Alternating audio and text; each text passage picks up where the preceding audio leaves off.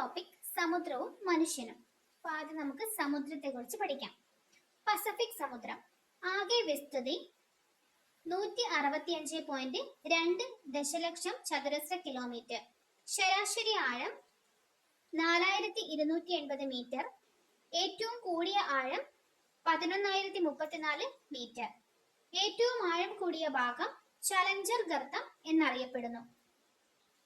മഹാസമുദ്രങ്ങളിൽ ഏറ്റവും ആഴമേറിയ സമുദ്രമാണ് പസഫിക് സമുദ്രം. ഏറ്റവും കൂടുതൽ ജലം ഉൾക്കൊള്ളുന്ന സമുദ്രമാണ് പസഫിക് സമുദ്രം.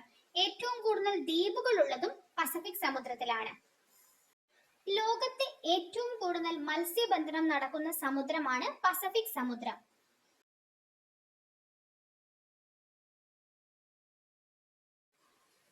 ആർട്ടിക് സമുദ്രം സമുദ്രങ്ങളിൽ വെച്ച് ഏറ്റവും ചെറുത്. വിസ്തൃതി 14.09 ലക്ഷം ചതുരശ്ര കിലോമീറ്റർ. ഏറ്റവും കൂടിയ ആഴം 5180 മീറ്റർ. ഭൂമിയുടെ ഉത്തര ധ്രുവം സ്ഥിതി ചെയ്യുന്നത് ആർട്ടിക് സമുദ്രത്തിലാണ്.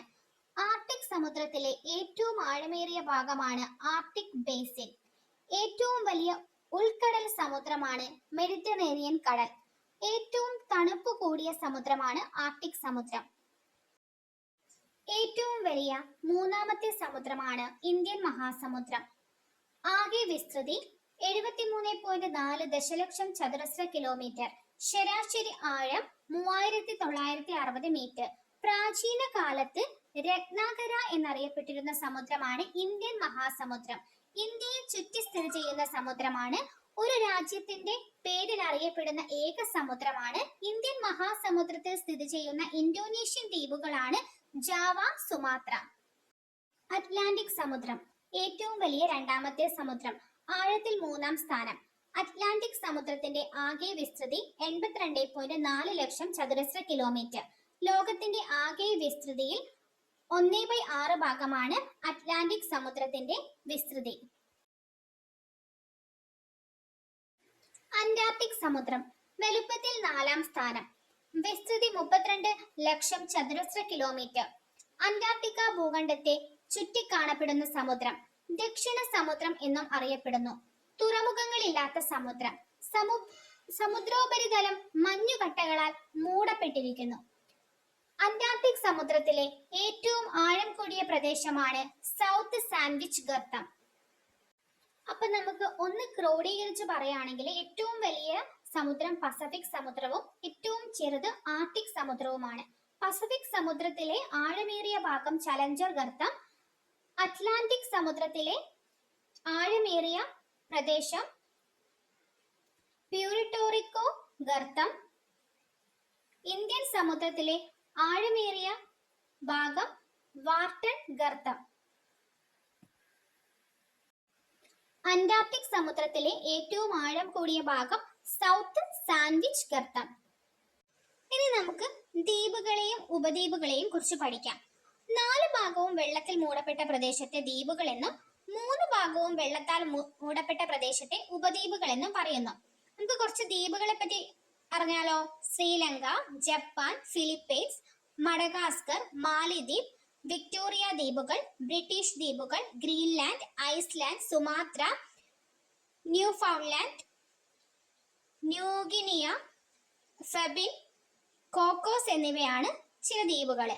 ഉപദ്വീപ് ഇന്ത്യൻ ഉപദ്വീപ്, അറേബ്യൻ ഉപദ്വീപ്, അലാസ്ക ഉപദ്വീപ്, ലാബ്രഡോർ ഉപദ്വീപ്, സ്കാൻഡിനേവിയൻ ഉപദ്വീപ്. അക്ഷാംശീയ വ്യതിയാനങ്ങൾക്കനുസൃതമായി സമുദ്രജലത്തിന്റെ താപനിലയിൽ വ്യത്യാസമുണ്ടാകുന്നു.